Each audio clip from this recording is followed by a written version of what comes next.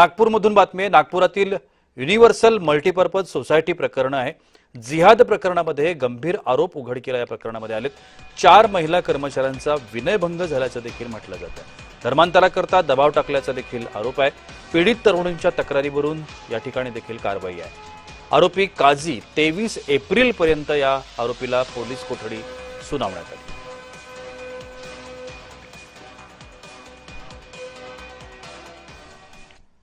आपण याही संदर्भात अधिक माहिती घेण्याचा प्रयत्न करूया। आमचे नागपूरचे प्रतिनिधी तेजस मोहतुरे आता माझ्या सोबत आहेत। तेजस, हा आणखीन एक प्रकार, अधिक माहिती।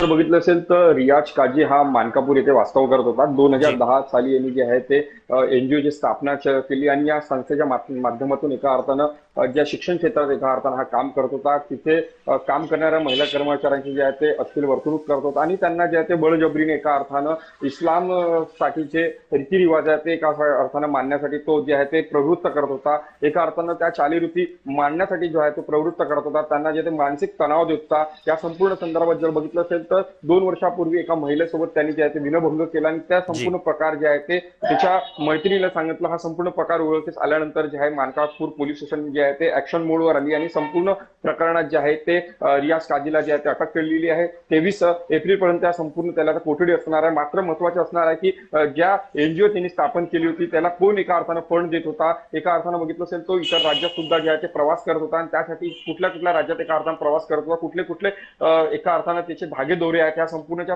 तपास जे आहे तो सुरू आहे। एटीएस असेल, त्यासोबत आयटी विभाग सुद्धा संपूर्ण याच्याकडे जे आहे ते सतर्कतेने बघत आहे आणि या संपूर्ण संदर्भात जे आहे ते धर्मदाय आयुक्त सुद्धा, कारण की एनजीओ आणि एनजीओच्या माध्यमातून हा कुठून एका अर्थानं पैसे उलगडत होता याची सुद्धा तपासणी जी आहे ते सुरू आहे। मात्र हा संपूर्ण धक्कादायक प्रकार जर उघडकीस आल्यानंतर किती महिला आणखी सामोरे येते हे सुद्धा बघणं महत्त्वाचं असणार आहे, कारण की अजूनपर्यंतच्या प्रकरणात जर बघितलं असेल तर 4 जे महिला असल्याची माहिती आहे ते पुढे येत आहे। या संदर्भात जर बघितलं असेल तर महसूल मंत्री चंद्रशेखर बावनकुळे यांनी सुद्धा या संपूर्ण संदर्भात जे आहे ते जो कोणी आरोपी असेल त्याच्यावर जे आहे ते कडक कारवाई केली जाईल असं सुद्धा म्हटलंय। मात्र या संपूर्ण जे आहे ते धर्मांतरांच्या जे प्रकार जे आहे ते पुढे येत आहे। मात्र या अजून काय या संपूर्ण याच्यात जे आहे ते पुढे येते, रियाज काझी आणखी कुणाच्या संपर्क होता, कुठल्या एनजीओ कडनं तो फंड घेतोय याची सुद्धा जी आहे ते चौकशी जी आहे ते पोलिसांकडनं सुरू आहे। नक्कीच तेजस, तुम्ही आमच्यासोबत असेच राहा।